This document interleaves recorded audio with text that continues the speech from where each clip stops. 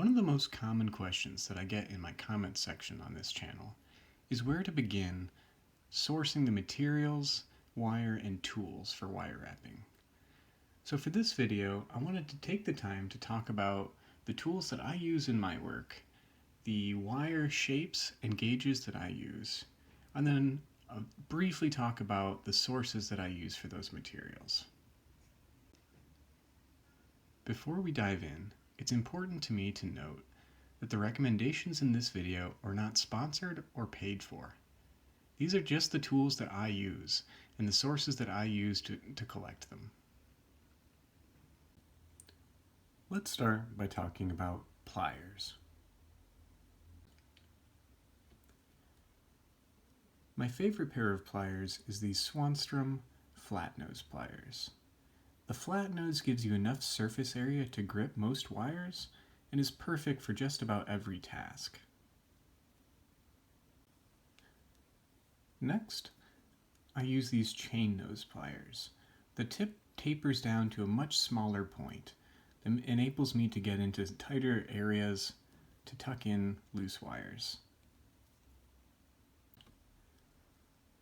I do a lot of filigree work in my pieces, so these round nose pliers are exactly what I need to create perfect spirals. But you don't necessarily need to spend a bucket of money on tools. Wire wrapping is really inexpensive to start up. Any pair of pliers should be able to do the trick. Just make sure that there's no grooves on the actual jaws of the pliers that would cause nicks on your pieces.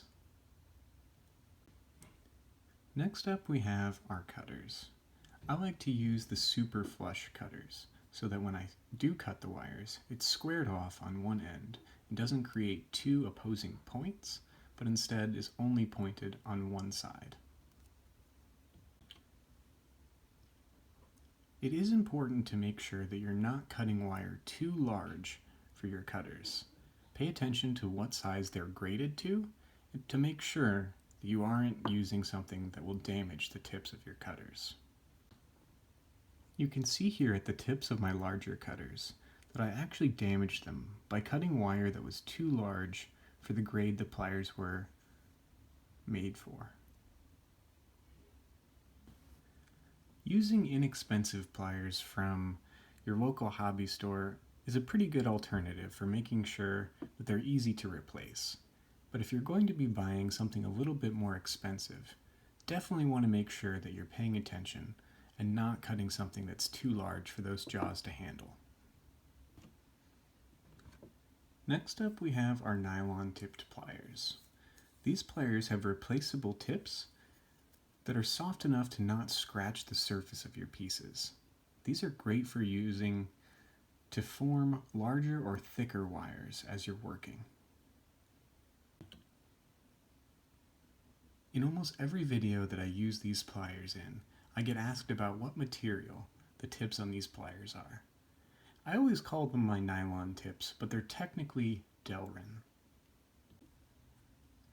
In essence, they're just a slightly longer lasting nylon tip.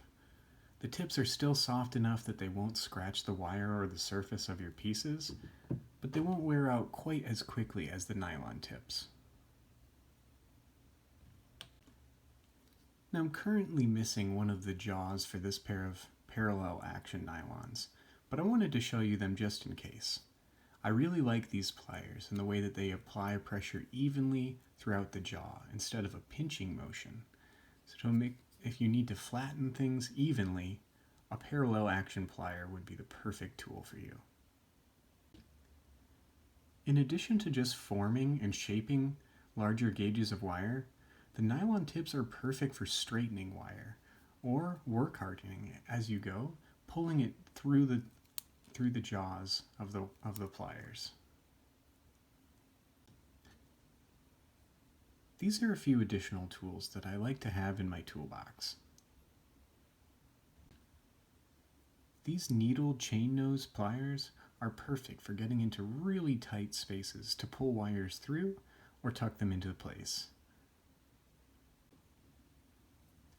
These half-round tips are perfect for forming ring shanks. And last but not least, I have another pair of parallel action pliers. These ones just have the steel tips, so I have to be a little bit more careful when I'm working with these to not mar the surface of my wires. And while that's a good peek into my toolbox, my recommendations for anyone who's starting out would be at least three pairs of pliers, a pair of round nose, a pair of chain nose, and then one pair of flush cutters. From there, you can begin to decide what tools you need within your own toolbox to work towards your individual style. Let's talk about the actual wire that I use in these videos. I use almost exclusively sterling silver in these videos. Occasionally, I do also use argentium or fine silver in my work, but the main bulk of it is made of sterling silver. I know that many of my viewers use copper in their pieces, and as much as I love copper, I have to be honest with you that I've never actually used it in any of my pieces. So if you use copper in your pieces and would like to share some of your knowledge about it, please leave a comment below and let everyone know your favorite parts about using copper. I generally keep about a dozen different shapes and gauges of wire in my studio. I'll make sure that I go ahead and put a list in the description of the video below of what I usually keep in stock. As for the tempers, I know that a lot of people have questions about whether that they should get half hard or dead soft. And my rule of thumb as starting out would be that anything that's smaller than 20 gauge, try out in half hard, and anything larger, always dead soft, with a few exceptions, those being whatever your round weaving wire is. So for example, I use 28, 30, and 32 for my weaving wires in most pieces, and I always get those in dead soft.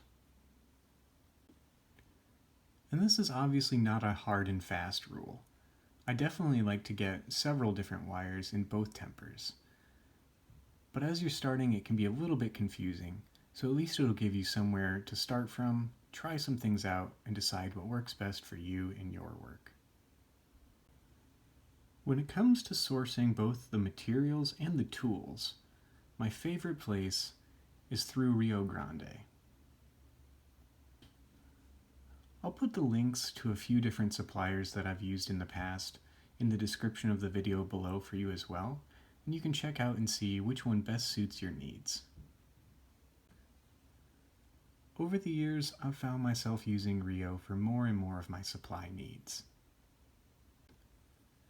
Their customer service is incredibly helpful, and their entire facility is run off of solar energy.